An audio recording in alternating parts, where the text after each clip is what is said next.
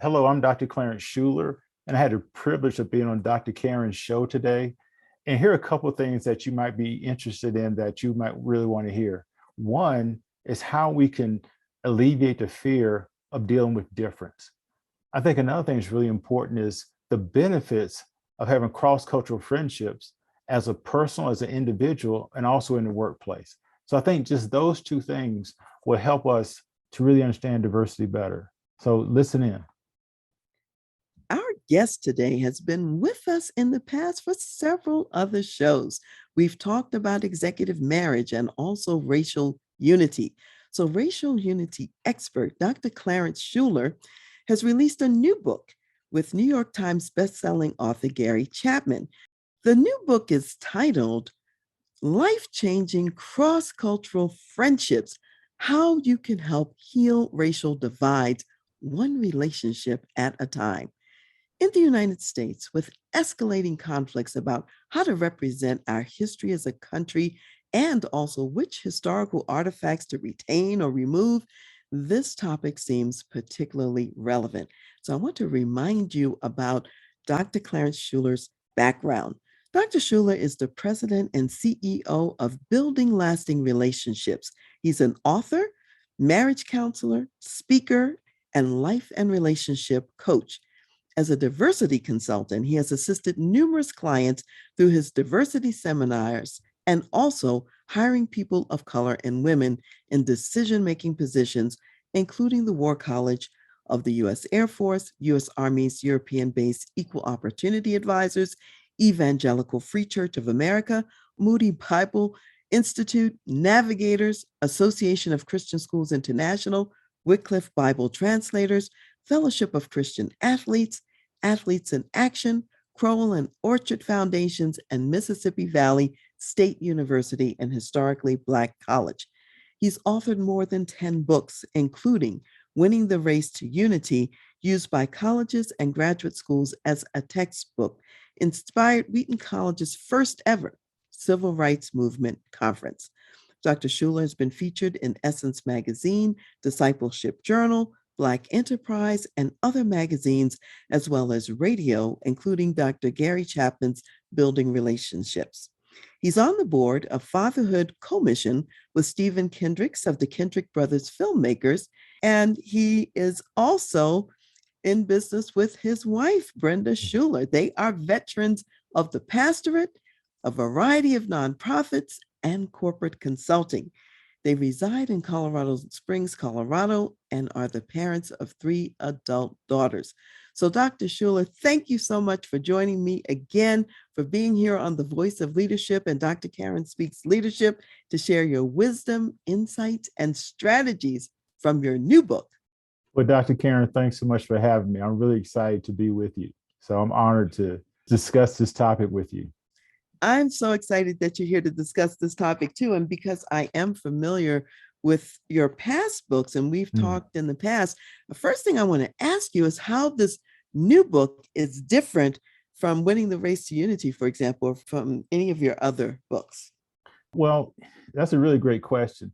Winning the Race to Unity was actually didn't turn out, I didn't start to do this, but it's actually an academic book. It deals with a lot of history, a lot of research. It's all documented because we were saying some radical things. This book is really about a friendship. It's based on a 54-year friendship with me as an African-American, or really a Black guy with a white guy, that started back in 1968 when I was 14 years old. And a friend of mine, he was invited by some white girls to go to this church that was white. He was going to integrated school. I was going to all Black school. And I was his bodyguard. He was only 4 feet, 8 inches tall, and I was much bigger. I was 4 feet 9.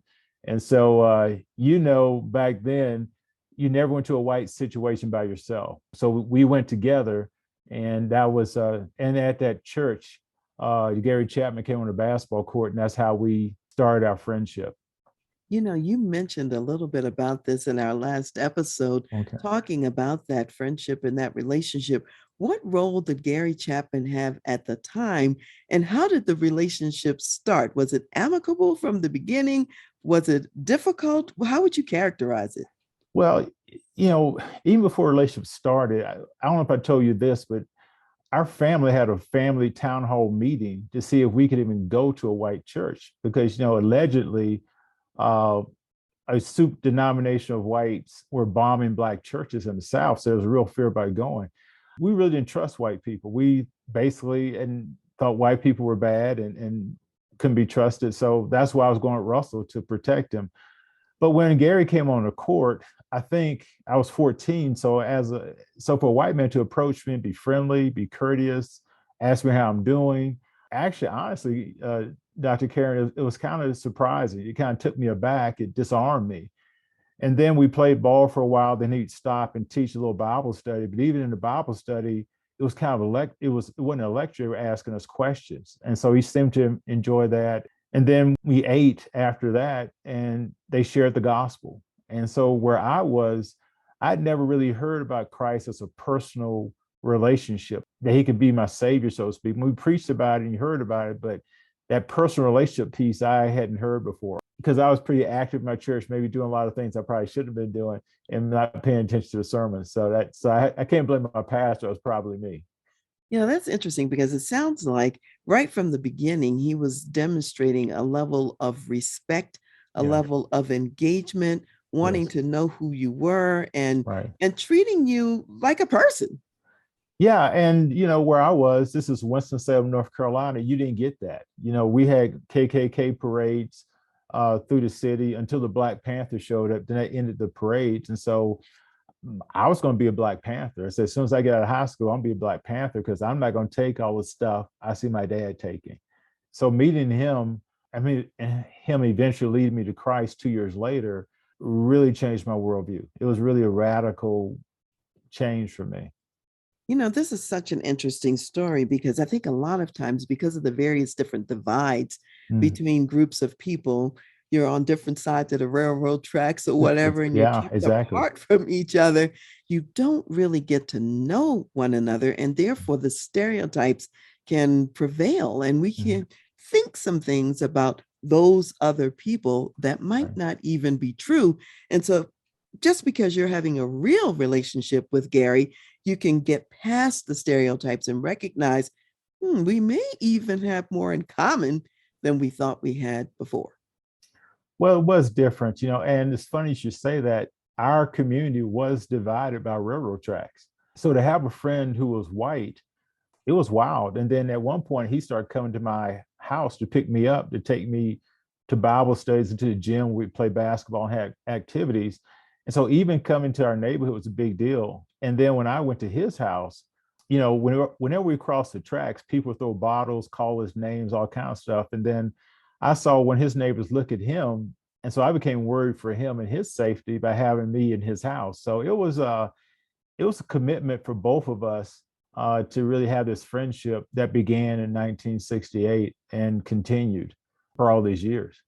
Given all of the, I'd say, barriers, societal barriers that were in place and that were daily reinforced, whether it be people throwing bottles at you as you're crossing the railroad tracks or whatever it might be, what was it that you both were experiencing, let's say, in the relationship that made it worthwhile to continue to cross the railroad tracks together?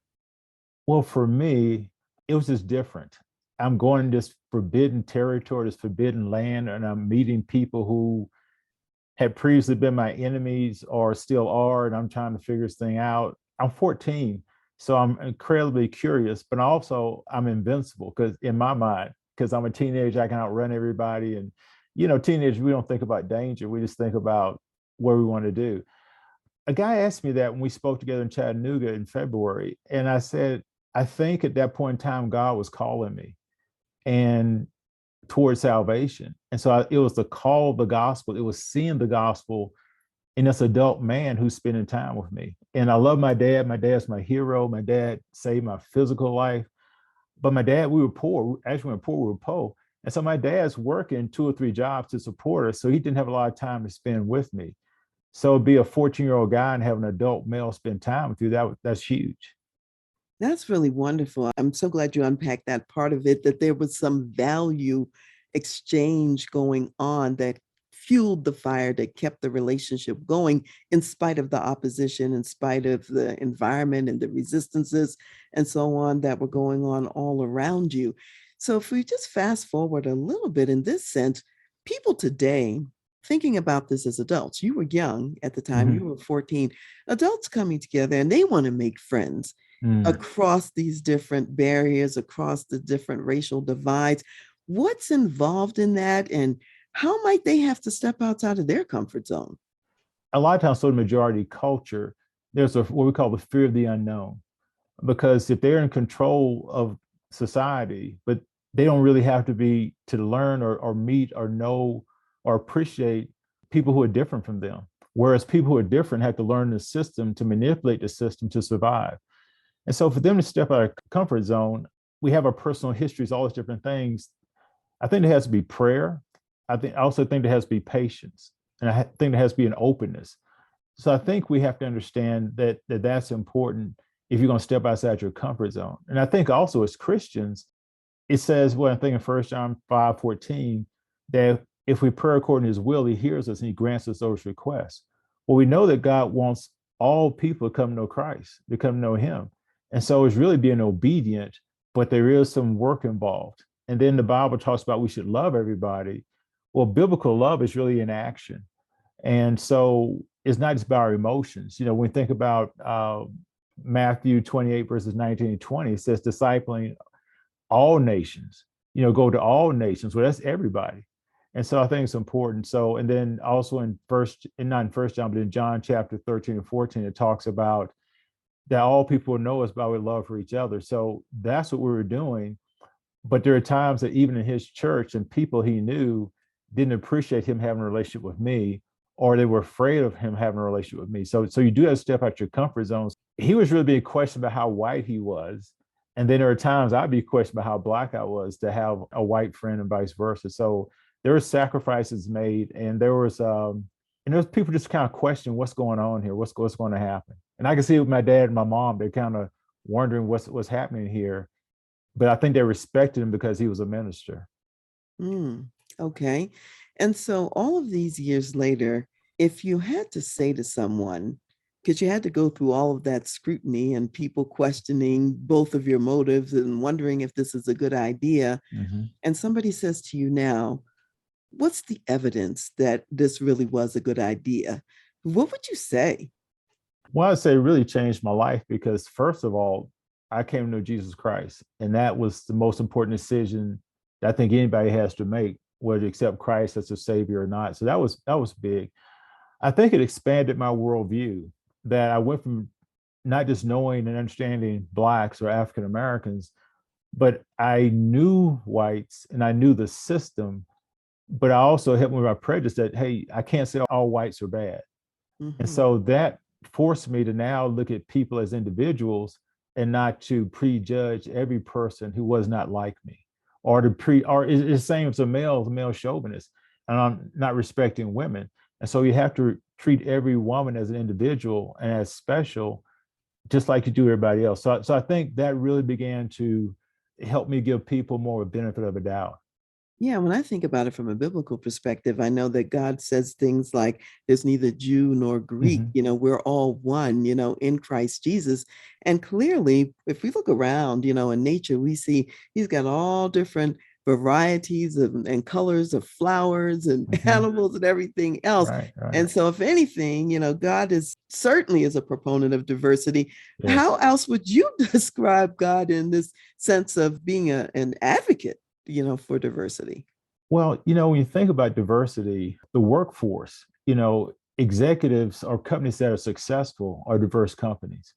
American companies that want to compete for the global dollar, I think we talked about this last time, He did. if they're not diverse, they're not going to get that global dollar. But diversity brings about problem solving, it brings about more creativity. If you're just one race or one gender, then you're limited in your creativity, you're limited in your ability to solve problems. And so I think it's important just from a secular perspective, or to understand that. And you already touched on it, God is a God of difference. Well, if you understand 1 Corinthians 12 about the spiritual gifts, he talks about those different gifts. and their abilities. And what's significant is that there's unity with those spiritual gifts, but there's also an interdependency. And just like Dr. Karen, your gifts and abilities, I probably don't have. And so if we're going to the same church, then that means your spiritual gifts, your talents are not for you, they're for me. Because I learn advice and the mind are for Vice you. And so versa. we grow together, but there's also a dependency that's involved there, interdependency, just like you and Greg in your marriage, there's an interdependency there. But you two are very different. You probably think differently, you process differently, you have different likes, but you're better together. This is my wedding vow that I wrote for Brenda. We're better together for God's glory than we are apart. Amen to that. That is completely the truth. And you and I talked about that a little bit too in the marriage segment that we did previously, for sure. Yeah. I just think that clearly when you bring many different people together, another component is there's going to be some conflict because we have different worldviews. We're coming from different lenses, different perspectives. Right. So what's your advice and counsel to people on dealing with that natural conflict that emerges? And now it's across differences. So that adds another layer. When Brenda would say to me, we need to talk, I would kind of cringe. But because my male filter was hearing her say, I did something wrong, And so right or wrong, that's what I would hear. But what I learned, when we learn to handle conflict correctly, we might not like what the other person had to say, but when we hear it, it can actually make us better because we learn to work through it. And it's not just her job to make it better. It's not just mine. It's our job together. I think, when we come from different filters, different understandings, different personal histories, there's tremendous potential for conflict. But what we have to do is have patience and say, this person is different from me. And I guess the other thing, Dr. Karen, we need to listen carefully, not to try and win the conflict, but to gain understanding, which also means we may ask some clarifying questions. Like, am I hearing you saying this? Or from my perspective, I think, are you doing this? And when we do that, that gives us opportunity to grow and learn. And so I think that's what that's all about. So I think that's how we do that. And so for companies that do that, for marriages that do that, I think they'll have great success because you actually learn how to be a better friend or a better spouse working through conflict. That this is really important to that person, may not be important to you. And I think that companies that don't do that and learn about different groups, their market becomes smaller because they don't really make in their resource or products that reaches everybody. So I think that's the real issue. And marriage is where people don't listen to each other. A lot of times they don't survive. Oh, yeah, that's completely true. And you said a couple things I think are really important to point out. You talked about the opportunity to grow and learn together. Yeah. And you also talked about the mutual responsibility for working through the conflict. It's not just on one side or the other. You're both owning it together. You're walking through it together and getting through it together and to the other side, which could really be a better place than where you were to begin with. Exactly. We shouldn't fear conflict. We should actually embrace it because we should say, if we work through this conflict together, we're going to be better on the other side. You're exactly right. I might not want to hear what needs to be said, but the other thing is I need to trust the other person saying that. And that comes from a relationship, that comes from a friendship. And we can agree to disagree, but if I'm really a good friend of that person and it's a cross-cultural relationship, then at least I want to hear them out.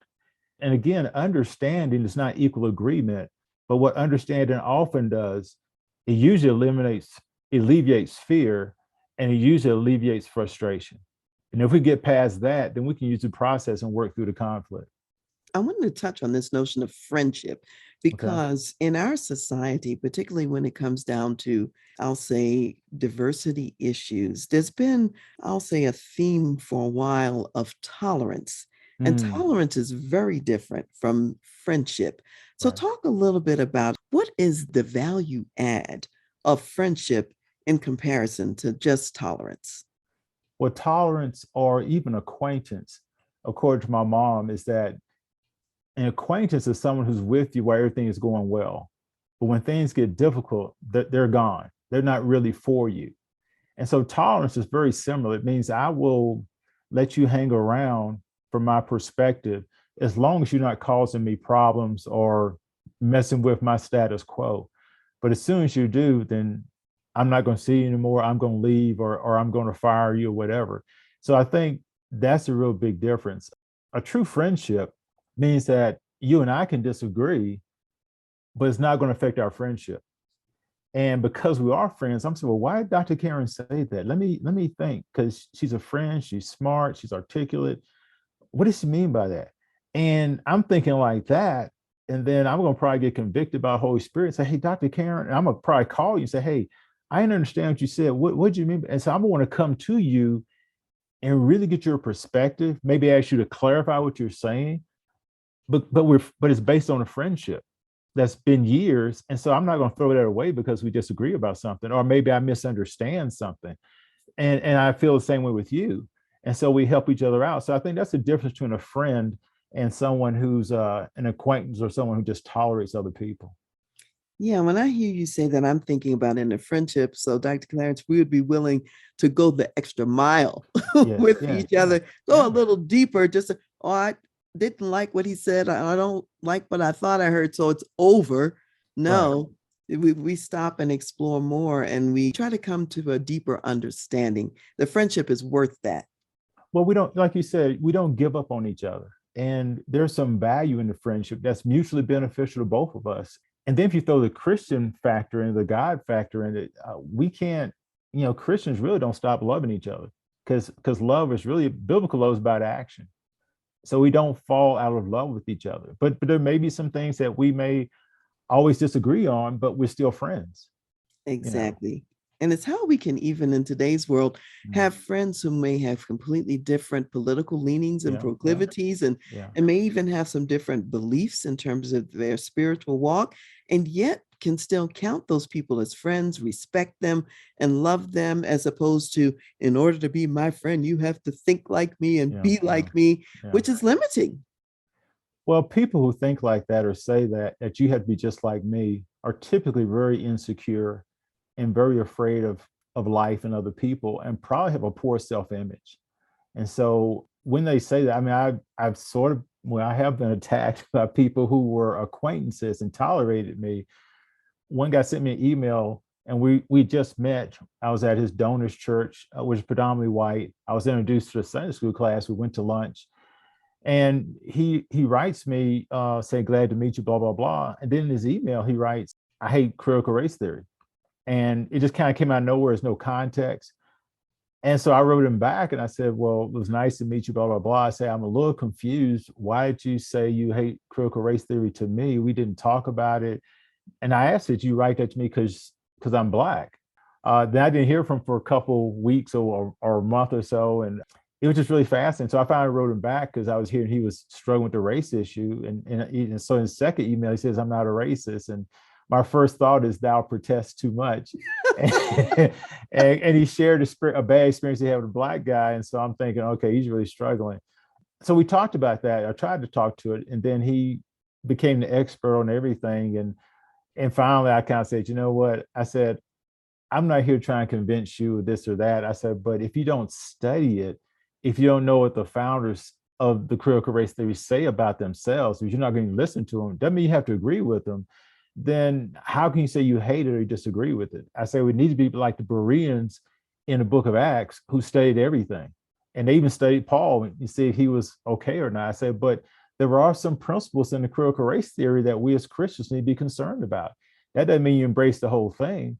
I say, but the fact they talk about the haves and have nots, well, the Bible talks a lot about poverty and wealth.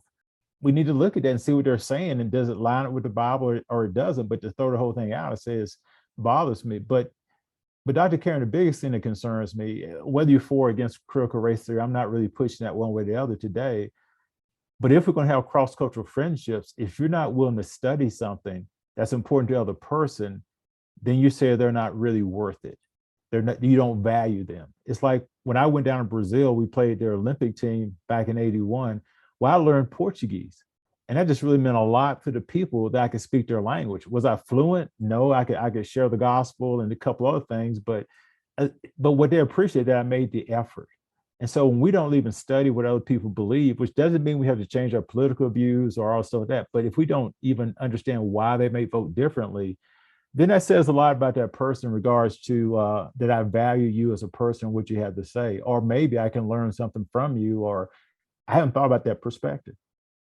This is really an important conversation because I think one of the reasons that people sometimes stay divided is because one side may think that they understand the realities Mm, perfectly on both sides, right. rather than to think, okay, I really need to listen and hear what this other person's reality and experience might be that's different from mine. And so rather than me trying to be an expert on them and their Mm, life and their journey, I need to become more of a student and a listener. And that's in both directions. right. That's in both directions. And it doesn't always happen. So people have these prejudices, even against whether it be critical race theory or some other thing, because they don't really understand it fully. They may not even know all the components of it. They have, just like those railroad tracks, they've been separated from a side of it, and therefore Yeah. they have fastened in on what they can see and what they think they know. Well, it's just like when I started doing my diversity consulting, I was really mentored by several women who were just, very sharp, understood the lay of the land. And there was connection as a Black guy and with ladies and with women that say white males were missing out on. So I think, but if I'd been a chauvinist and said, well, I can't learn anything from a woman, and these companies that were male dominated, they missed out on so much by not having females in position of leadership, so I could have a broader market and just really learn stuff. So I think one, you have to have a desire to learn. And I think you have to have a desire to, I can learn from anybody. And so I think that's really important. So when people say, I don't want to talk about it, or is all of the devil and it's going, like I said earlier, I think there's tremendous fear and insecurity in that. And it's also a lack of faith when we think about it. But they're also communicating that, hey, I don't care what you think. I'm not going to study this to know more about you and to get your perspective. So those kind of people are the ones who tolerate people and are acquaintances and may think they're friends, but when things get really tough, they're not going to be your friend Mm-hmm. because they don't value you. Because really, they in some ways they don't value themselves. Mm-hmm. And like you said earlier, they may also feel that they don't have to Mm, take that extra step or go the extra mile, because if the world is set up according to their blueprints and protocols, for at least a while, they can still get away with that perspective. Might not stay that way permanently.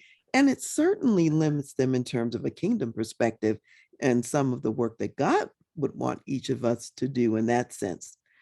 So let me ask you this, because we're both in Colorado Springs, and one right. of the things that's going on here, we have a fairly large school district here in Colorado Springs that recently released the superintendent, and one of the reasons was because the superintendent was very committed to some diversity and inclusion Mm, mm, objectives, mm, and it really started moving forward with a diversity and inclusion, I'll say, program of sorts. And a number of staff who were staffing those roles and positions are now losing their jobs so that they won't even be coming back in the next school year. And mm. so when we think that that's happening right here in our town, going on in our community, what's your perspective on those kinds of events? And how does what you've written in this book maybe speak to some aspect of it? As far as the book goes, it's about building those friendships. And the place to start is that friendship. And in that friendship, you learn about each other and your differences and stuff like that. And that's really important. I think too often people are trying to start, I wouldn't say a friendship or a relationship based on their political beliefs or whether they believe in critical race theory or the 1619 projects. And that's not the place to start. That's really not the place to start. I think what's happening in that particular school district is that parents or whatever are driving the leadership, that they're afraid of building diversity. What does that really mean? I've heard some parents say, well, they're saying that white people are sinful or bad or racist. Well, historically, that's been true. What they don't see is that their children begin to see their parents as hypocrites because they study the history themselves. But what the parents don't realize is that if they would just learn this stuff, they could break down the racial barriers that they're afraid of. The other thing I think is really important that people aren't looking long term or seeing holistically is that sociologists say by 2042, the white race will cease to be majority in America if God doesn't come back. But if you look at birth rates and apply that to all the statistics, it's probably going to be closer to 2035 to 40, where there will be a new majority in America, or the white race will cease to be the majority in America. So I think a lot of people know there's fear in regards to that, but they don't really know what to do. But to fire people who are trying to really have a more accurate historical perspective on history, that's a win-win for the country. And so, but to fight that, you're still trying to hold on to something that you really can't hold on for a long term. But in the process, they're actually turning their children against them with that particular belief. And well, not their belief so much, but their actions supporting their belief.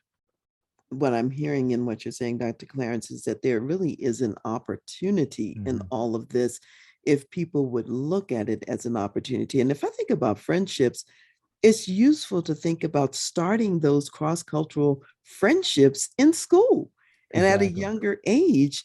And then you're used to it. I remember many years being around the military when my husband and I were active duty in the military, and seeing the children growing up in a really diverse, multicultural military setting. They already had much broader perspectives, and they had diverse friends, very different from some of the communities where we were located. For example, like Montgomery, Alabama, and the local community there did not necessarily embrace cross-cultural friendships at all. But the military children, they had been doing that all of their lives, and they had been enriched by it. They traveled across the globe, done a whole lot of things that were really more expansive to their education and to who they were as a person, to really broaden their horizons. So I think education is really a lot about broadening horizons. And so if the schools are shutting that down, where are people going to learn it? Well, the other sad thing too, to have a black man as the head, as a superintendent leading them, that's a great role model as this whole thing about diversity comes up. And so to put him out because he's trying to actually lead and help the whole group is unfortunate. And again, you continue to have the same, because he probably was replaced by another person who was Caucasian. And so again, you sort of dim the hopes of people of color, not just African Americans, but Asians, Hispanics, Latinos, and Native Americans in that whole process. What does it take to do that? And when we start to speak the truth, what is it going to cost me to speak the truth? And again, you continue to overprotect Caucasian kids who need to know the truth. And if they don't learn it there's going to be a rude awakening when they get older. So the people who are doing this are not helping anyone. In fact, they're actually hurting the people that they really say they love the most. It's interesting. I hope that their children will learn the truth, because in some cases they might not. And, therefore they might still be laboring under a fiction about what's happened in the history of our country and what's gone on here. Yeah. And they may carry some of those same prejudices forward that keep them separated from people who are different so they could learn otherwise. So a lot of the same problem gets perpetuated, really, because those beliefs get transferred without being questioned, without being tested, and without being juxtaposed to other information. Well, that's true. But there are more whites who are really learning and reading and experiencing things. And in another book Gary and I wrote called Choose Greatness, one of the chapters talked about developing diverse friendships at an early age. So we were really echoing what you just said. And I think it's important. School does provide that. And so it's unfortunate that some of the parents just really interfere with that. That's really kind of sad. But that is Colorado Springs too. And okay, so given that backdrop, let me ask this. How much hope do you see for the future, locally, globally, in business? Because there's some steps forward and there's also steps backwards, all happening at the same time. So what's the hope that you see? Well, I do see hope. I see more whites who seem to be more friendly to me than in the past. in the grocery store. I mean, I may ask somebody where you find this. And I mean, one lady, she said, well, it's over here. And I said, okay. And she walks me like several rows to find. And I was just like, yeah, I said, thank you very much. And I could tell that one of the book designers for my cover, from one of the graphic artists for one of my book covers, who's white, female, she said, a lot of whites feel really guilty about how Blacks been treated in America. And I think you're seeing some of that. Just through the grace of God, Dr. Karen, I've been speaking some places here in town that I never thought I'd be invited back or invited the first time to speak. And I have been blown away. Very much different politically from where I am or used to be. And God is saying, I got this. And so I'm speaking, sharing truth, and the response has just really been amazing. And so I think there is hope. I think I think people want to make a difference. I think we have to step into it. And so I think that's why your program and what you do is so important, because you're stepping into it and you're helping other people to walk with you, at least be exposed to things maybe they hadn't heard about or thought about in great depth. So I appreciate your program, not just because I'm on it, but I know you and what you teach and believe. And so I think it's really important. So I do have hope. I think it's one time I really didn't, but I do. Thank you for saying that, because I think what's clear about it is that God has given each one of us giftings and also platforms and opportunities that we can use for his glory. And if each one of us steps into that, it really does make a difference collectively. Yeah. When you think about it at the end of the day. So I can't just sit back and say, so-and-so's not doing their part, so I'm just going to sit over here and not do my part. No, the only person I can control is what I do.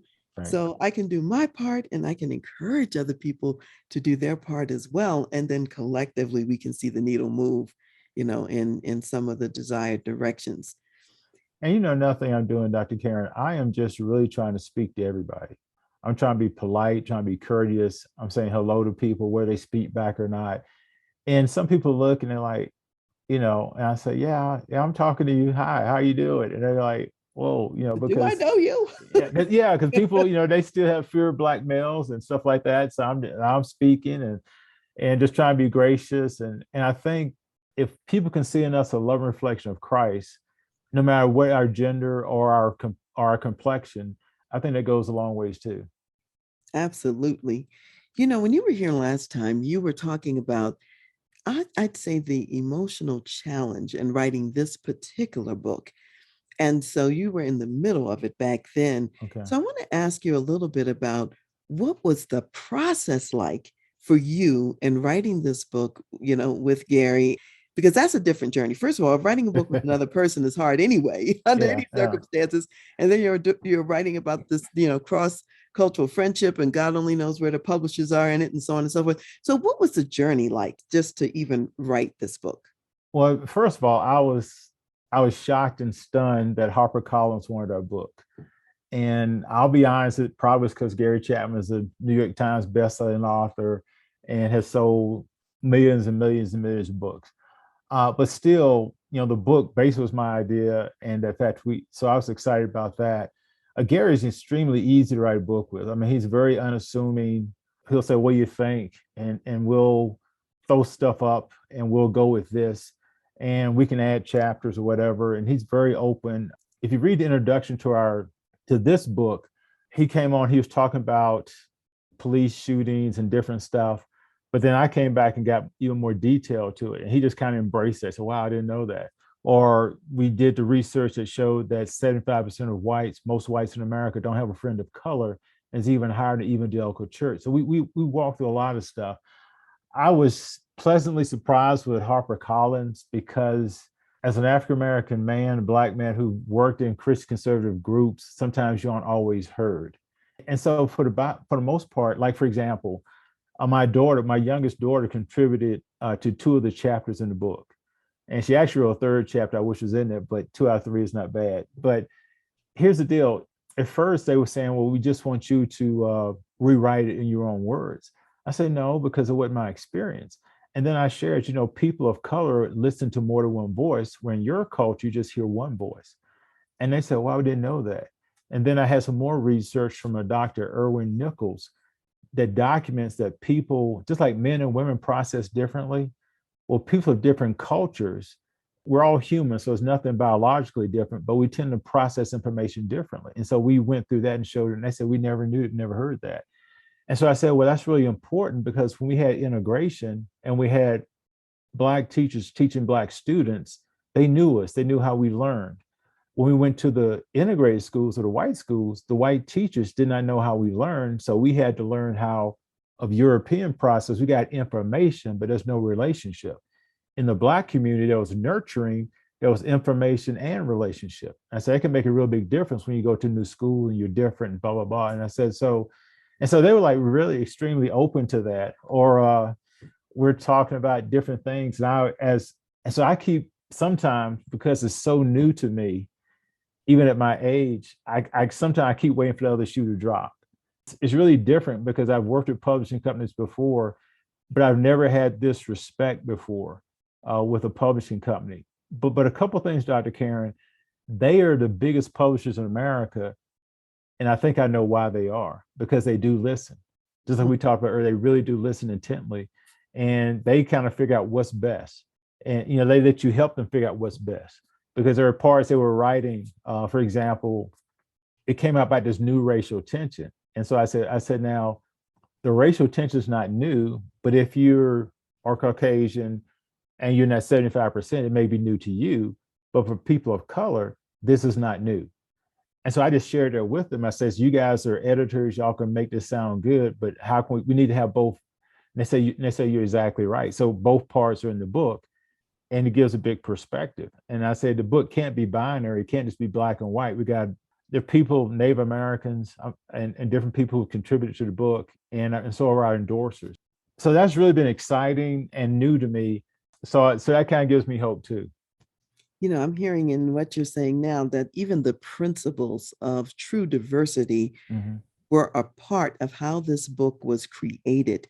Yeah. That the publishers even were collaborating with you, not assuming that they knew everything or knew what was best. They recognize that there's wisdom, there's understanding around the whole table. You and Gary were collaborating, bringing your experiences together into this one place. And in a sense, this is like a microcosm of what's possible, because you get a better product doing that, as opposed to if you just maintain only your own views, your own lenses along the way. So I want you to think about that and maybe extract from this maybe some lessons or maybe some wisdom about what you would share with people that they could do going forward. Like it could be young people, what words you might say to them. Maybe it's people in the workplace that builds on that experience of actually writing the book.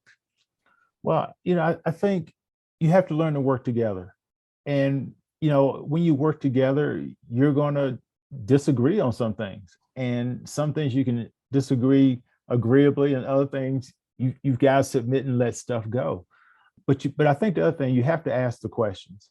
You have to ask the questions about why this is this way, or can we do it this way? And then the other thing, we have to really listen. Often when we have conflict or difference of opinion, I'm not trying to listen to you, Dr. Karen. I'm trying to reload to figure out how to win the argument or the disagreement. But if one of us wins, then we lose as a couple, as an organization.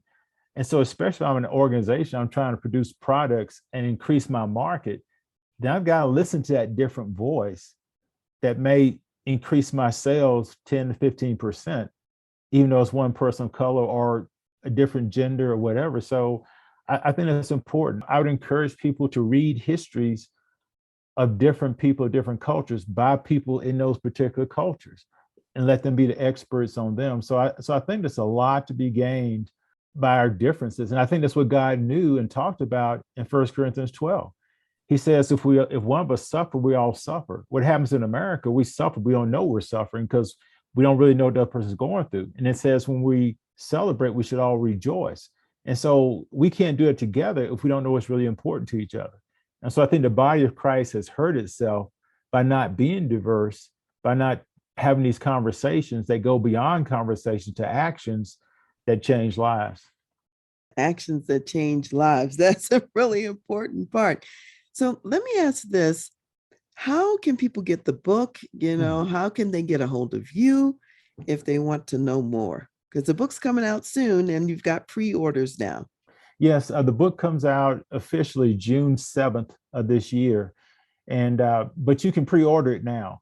In fact, I've done some devotionals for different organizations, and they're actually pre-ordering the book now, which is really great. That helps us. And if you want to help us with sales, pre-order is just the same as ordering on June 7th. But we're really excited. You can go to Amazon and get it. It's all set up already. You can get me, just go to my website. It's called Clarence Shuler, not Clarence, but Clarence Shuler is only it's Shuler, my last name. So it's clarenceshuler.com to connect with me or to email me if you want me to come speak or do something like that. Or just check out our website, see what's going on. My youngest daughter is my part-time admin. So she's in the process trying to overhaul my website. She said, Dad is old. We got to do something. So I'm learning from her. So that's how you get it. Thanks for asking. I appreciate that. So people can get the book now, even though it's not officially out, they can go ahead and purchase it. If I'm a business person, if I'm an executive in a corporation, and I purchase this book, what might be a benefit for me in terms of leading and running my organization? What might I be able to take away from it that I can use at work every day? Well, the first thing I do, if I'm an executive, I would get the book and read it myself and say, where am I falling short here? If I am falling short. Or I'd ask the question, what could I do? What can I do better in regards to diversity? I would write down what didn't I know and how can I apply what I know in my personal life, but also to my business. I think the next thing, if I'm the CEO, then I got all my leadership team reading this thing. And then we're sitting down, we're talking through it. We're having this process. If we're a male dominated organization, then I'm getting the women in my organization to read this book and say, come talk to me in the context of gender. We're not talking race now, but talk to me in gender. What are we missing? How can we be better? And so I have my board. So from the top down, we're going, but also from the bottom up. So I would take this and let this be an exercise and say, how can we translate some of these principles? Say, if we're not Christians, how can we translate some of these principles into our organization to make us more diverse? Because I know if we're more diverse, we'll be more profitable. And then I would even ask the question, it depends on where we are as far as humanitarian, how can we make the workplace better for people who are working in our workplace? If we're a predominantly white organization, we have some people who are different, Asian, whatever, how can we make it better for them? Should we have councils where we have Asians, Hispanic, African-American, female, all these different councils? And it's not really segregation, but they can come together and have a safety and they communicate to the parent body, so to speak, and we can really learn and grow together and we can celebrate all these different groups and we come together. And someone, well, why don't we celebrate being white? I said, well, you're the dominant culture. That's one of the perks of being white. You're in charge, but you can also learn and benefit and we can grow together. And that doesn't mean whites can't join these different organizations within your organization and learn, but I would just do I had a privilege of speaking at the Evangelical Press Association the other night as a keynote. And my thing is that, we can benefit if we're willing to work together. How can we serve each other? And what I did then, I said, we need to have a spiritual checkup. How are we doing spiritually? I mean, you're influencing 20 million people, but how are you doing that? So in my organization, I would say, do we need some kind of diversity checkup to see how we're doing? Fortune magazine used to do that every year. They would award or recognize the companies that did the best in diversity. And so I think an organization could do that internally and just become really good at that, or become better at that. But you got to ask the questions and you got to listen to the answers. But it does you no good if you don't make any application. I'm going to throw out a thought because one of my clients is in a space that's very diverse in terms of the work that they do and the places where they work. And they actually started also a white council because the white people wanted to start a council. And the reason is because they were learning things that they hadn't known before and that they hadn't seen before. And they recognized that they could leverage their influence in a way that was more helpful if they could collectively figure out how to do it. So they actually came together to really be of benefit. And that was a great idea, in their case. So Yeah. think outside the box, you That's can, that's great. Yeah, that's great. That's a great idea. I hadn't thought about that. That's a great idea. That's a great yeah. idea. And Yeah, it was yeah, really working for them. It's yeah, really yeah. working for them. They've got whites right alongside people of color and others going after the same objectives and using whatever privilege they have or whatever gifts they have, whatever platforms, influence to make that difference. Well, the Harvard Business Review had a book come out. It was a compilation of articles. Gosh, what was I? It was, I think it was Managing Cross Culture or something like that. You may can Google it and come up with it. I'll have to find it. But it was really great, and it alluded to some of that in order for people of color and females to be successful in business, that there had to be mentors, primarily white mentors in that Oh, yeah. company, who Mhm. helped them to be successful, who helped them with all the ropes how to be successful. But the CEOs had to really want to be replaced when they retired, or if it wasn't them, but pretty soon, and put in place by people of color or females for that to happen. So I think that's a great idea. And even years ago, over 20 years ago, I don't know if Texas Instruments still exists, but the former CEO said one of the problems we have is that we're running out of white males. He said we don't have that resource. So he said women and people of color are more available than white males because we're just running out. So I like that idea. I hadn't thought about that about white councils, but it's good. But also I like the fact they were doing it to serve and use their influence That's to what they were doing. influence more. Yeah, that's what they were doing it for. Yeah. But to do that, they weren't insecure. They had security about who they were. So that's a big deal. And a lot of people don't want to share power. And that becomes a problem for businesses being successful if the leadership does not want to share power or Mhm. delegate power. Exactly.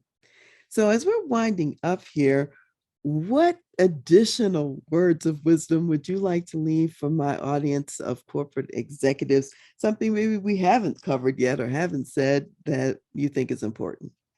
Well, I would challenge, and not in a bad way, corporate executives, uh, male, female, whatever your culture or race is, to develop a friendship, maybe even outside the company.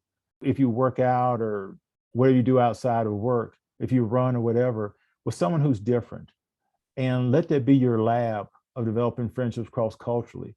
And that will pay dividends for you personally, but it'll also overflow back in the workplace. Because sometimes when we have cross cultural friendships, and I'm not saying we don't, we should, in the workforce, you still have the office politics, you still have the organizational things that could hinder some things. But if you're recreating with someone who's different, or playing tennis, or whatever you want to do, that's different, gardening, whatever, you don't have that politics in between you, and you can get more answers and really work. So it could be really beneficial. So I would encourage them to do that. And not you could force somebody to do it, but even at work, I would say, have it, if you say, hey, I want you guys to do this, or all of you to do this, then come back a couple of weeks later, has anyone done that? If you have, how's it going? If you haven't, why not? And it's not certainly something you can't be penalized for financially, but of course some organizations do penalize people for their diversity, but I find it really interesting. But by and large, I think that takes the pressure off, and just encourage your leaders who are leaders in so many areas to take the initiative to build some cross-cultural friendships outside of work, and just see how that goes. That's a great challenge. In other words, even in the workplace, starting from the top, Yeah, modeling it from the top, the yeah, person can establish cross-cultural friendship and relationships. We're talking about more than just those acquaintances. We're talking right, about right, more than the tolerance. right. We're talking about real friendships that people can establish. So I know you've covered a lot today, Dr. Clarence. I thank you so much. And I'm just going to summarize just a couple things, not very many, but just a couple. And that is, it's worth it to Mm, have these cross cultural friendships, and they are valuable in both directions. mm, Each person gets a chance to learn, gets a chance to grow, to expand their horizons. And you can go farther together mm. than you can go by yourself. You can go to different places together that you might not be able to go to by yourself, is what I'm hearing. And I'm hearing that, yes, it's going to mean getting out of the comfort zone. It's going to mean being willing not to be right about everything, being willing to listen and to ask clarifying questions, to learn about the other person, and to share at a deep level. And the payoff and the benefit is worth it in your personal life, in your business life, and the world is even better. And as marketplace ministry leaders who belong to God, He's calling us to embrace the diversity which He has created. So when we're celebrating each other, we are celebrating with the angels in heaven over God's creation. So thank you so much, Dr. Clarence, for giving us this picture to take forward. And I'm going to close with one verse. And this verse comes from Psalm 133, verse 1. Behold, how good and how pleasant it is for brethren to dwell together in unity.